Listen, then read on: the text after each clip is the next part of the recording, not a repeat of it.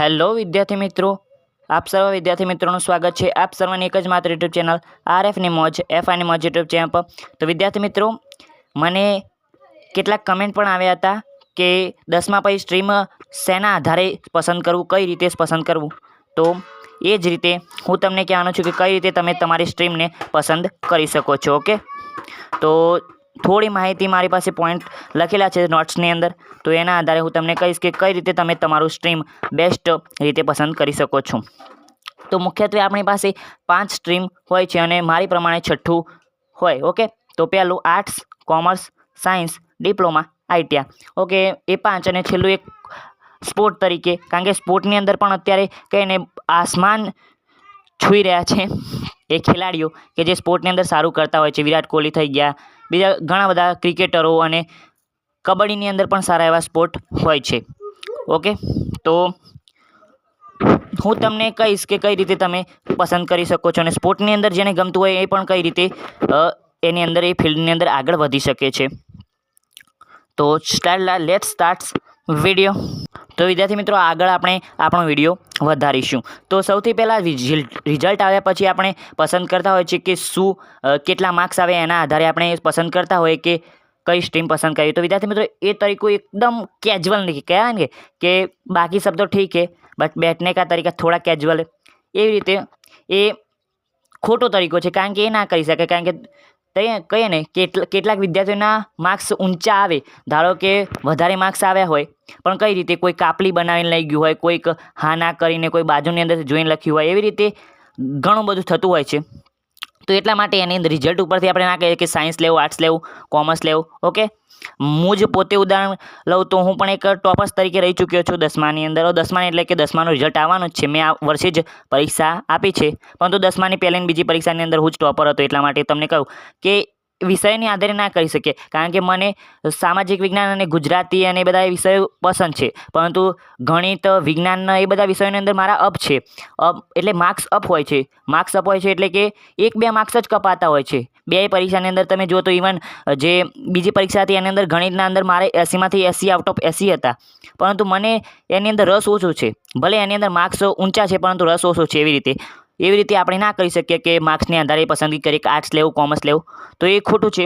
અને બીજું એક છે કે કોઈના માતા પિતા કહેતા હોય કે તારે આ જ કરવાનું છે, આ કરવાનું હોય, આ જ કરવાનું છે, અને જો કોઈને રસ ના હોય કે ના મારે સાયન્સ નથી કરવું, મારા માતા પિતા ફોર્સ કરે છે કે મારે સાયન્સ કરવું જ છે, તારે સાયન્સ કરવું જ પડશે, જો એવું હોય તો આપણા વોટ્સઅપ ગ્રુપની લિંક તમને નીચે ડિસ્ક્રિપ્શનની અંદર મળી જશે, ત્યાં તમે મને મેસેજ કરજો, પછી હું કહું તો તમારે મને ફોન કરજો, અને પછી જ હું તમને તમારા કહીએ ને વાલી અને તમને બંનેને સમજાવીશ કે કઈ રીતે શું કરવું। ઓકે, હું પણ એક સ્ટુડન્ટ જ છું, પણ થોડું કહીએ ને કે વધારે નોલેજ છે, એટલે ભાઈ વધારે એટલું બધું તમારા સરખું જ છું। ઓકે, એવું ના સમજી લેતા કે સર એક અલગ ગ્રહથી આવેલા, ના એવું નહીં।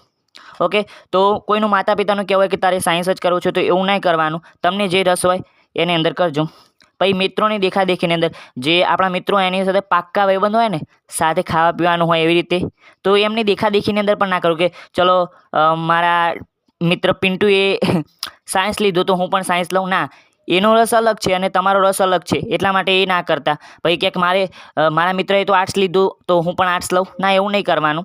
તમને જે પસંદ હોય એ કરજો, અને હું તમને કહીશ કે આર્ટ્સ કર્યા પછી શું કરાય, કોમર્સ કર્યા પછી શું કરાય, દરેક ફિલ્ડની અંદર કર્યા પછી આપણે શું શું કરી શકીએ છીએ, એના પછી પણ વિડીયો તમને આવી જશે એના વિશે પણ। ઓકે, આગળ એક હોય કે આપણે વિદ્યાર્થી મિત્રો પસંદ કરતી વખતે એ ધ્યાન રાખવું પડે કે આપણી આર્થિક સ્થિતિ કઈ છે, ઘરની અંદર કહે ને તમારી પરિસ્થિતિ કેવી છે, એના પ્રમાણે પણ તમારે સ્ટ્રીમ પસંદ કરવી હોય છે। ધારો કે કોઈને સાયન્સની અંદર રસ હોય પરંતુ એમના ઘરની સ્થિતિ બહુ જ મિડલ હોય, તો પછી એ ના કરી શકે, કારણ કે સાયન્સની અંદર તમે જુઓ તો સાયન્સની અંદર સારા એવા ડૉક્ટર અને મોટા વૈજ્ઞાનિકને એ બધું બનતા કહીએ ને 10 લાખ જેટલો ખર્ચ થઈ જ જાય।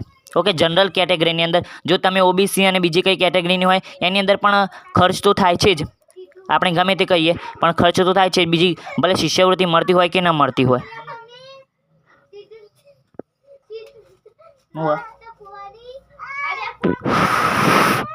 એક મારો આગળ જેને સ્પોર્ટની અંદર રસ છે એના માટે પણ એક ટિપ્સ છે કે જો તમે 10મા પછી કોઈ સ્પોર્ટ ક્લાસ જોઈન કરી શકો છો. એની અંદર તમને સારી એવી પ્રેક્ટિસ કરાવે. જો તમે કબડ્ડીની અંદર ઇન્ટરેસ્ટેડ હોય, ક્રિકેટની અંદર ઇન્ટરેસ્ટેડ હોય તો સારી એવી પ્રેક્ટિસ કરવાની. પરંતુ વિદ્યાર્થી મિત્રો એની અંદર ધ્યાન રાખજો કે તમારી હરીફાઈ બહુ જ થશે, કારણ કે સ્પોર્ટ તો હવને એટલે કે કહીએ ને રમત તો બધાને ખેલતા આવડે, પણ તમારાની અંદર એવું કંઈક અલગ હોવું જોઈએ કે જે બીજાની અંદર નથી. તમારા અંદર એવો જોશ હોવો જોઈએ, એવો જુનૂન હોવો જોઈએ તમારા ગેમ પ્રત્યે કે તમારી આસપાસ પણ કોઈ ના ભટકી શકે. ઓકે, તો એટલા માટે સ્પોર્ટની જો તમે ફિલ્ડ તૈયાર કરવા માગતા હોય તો ધ્યાન રાખજો કે એની અંદર ભવિષ્ય પણ સારું એવું છે, પરંતુ જો તમે મહેનત ના કરી તો તમારા વર્ષ પણ બરબાદ થશે અને જિંદગી પણ બરબાદ થઈ શકે છે. ઓકે, આ વોર્નિંગ છે, એવું નહીં કે સ્પોર્ટ ના કરાય. કેટલા બધા કહીએ ને સચિન તેંડુલકર, વિરાટ કોહલી, બધા સ્પોર્ટ ક્રિકેટર મોસ્ટ છે, પવન શેરાવત, બધાને કહીએ ને કે સારી એવી જોબ પણ મળી જતી હોય છે સરકાર તરફથી, તો એ પણ કરી શકાય. બીજો એક પોઈન્ટ હતો કે કયા વિષયોની અંદર રસ છે એની ઉપરથી તમારે એક નક્કી કરવાનું. જો હું બીજા કોઈનું જ ઉદાહરણ લઉં, મારે તો ઉદાહરણ નથી લેવું, બીજા કોઈનું જ ઉદાહરણ, કે કોઈને ગુજરાતી પછી ભાષાના વિષયોની અંદર વધારે ગુજરાતી, ઇંગ્લિશ, ઓકે, હિન્દી, સંસ્કૃત, એ બધી ભાષાઓના વિષયની અંદર રસ હોય તો એ સારું એવું આર્ટ્સની અંદર પોતાનું પરફોર્મન્સ કરી શકે છે, એક કાઉન્સલર તરીકે પોતાની કામગીરી બજાવી શકે છે. બીજું એક છે કે કોઈને ગણતરી કરવાની અંદર આંકડાશાસ્ત્ર, અર્થશાસ્ત્ર, જે તમારા 10માની અંદર ચેપ્ટર હતું ને આંકડાશાસ્ત્ર, એ જ આંકડાશાસ્ત્ર એનો અલગ આખો વિષય આવે કોમર્સની અંદર, અને આર્ટ્સની અંદર પણ આવતું હોય છે, અને અર્થશાસ્ત્ર એ પણ આવતું જ હોય છે. એવી રીતે તો આંકડાશાસ્ત્રની અંદર જો તમને રસ હોય તો તમે કોમર્સ કરી શકો. એટલે કે ગણતરીની અંદર જો તમારે પોતાનો કોઈ બિઝનેસ ચલાવવું હોય ને એની અંદર બિઝનેસના એ કોઈ સીએની અંદર એની અંદર રસ હોય તો કરી શકો. આગળ સાયન્સ કોને લેવાય કે જેને વૈજ્ઞાનિક અથવા તો અંતે ડૉક્ટરની ફિલ્ડની અંદર જવું છે, ડૉક્ટરી ટાઈપની અંદર, તો એને સાયન્સ લેવું જોઈએ. ઓકે, કે જેને વિજ્ઞાનની અંદર રસ છે એને પણ, અને ગણિત એવું બહુ જ કહીએ ને સારું એવું જેનું ગણિત છે એને સાયન્સ લેવું જોઈએ. ડિપ્લોમા અને આઈટીઆઈ, તો આઈટીઆઈ એવા માણસે કરવી જોઈએ કે જે હાવ કહીએ ને ચોરી રીતે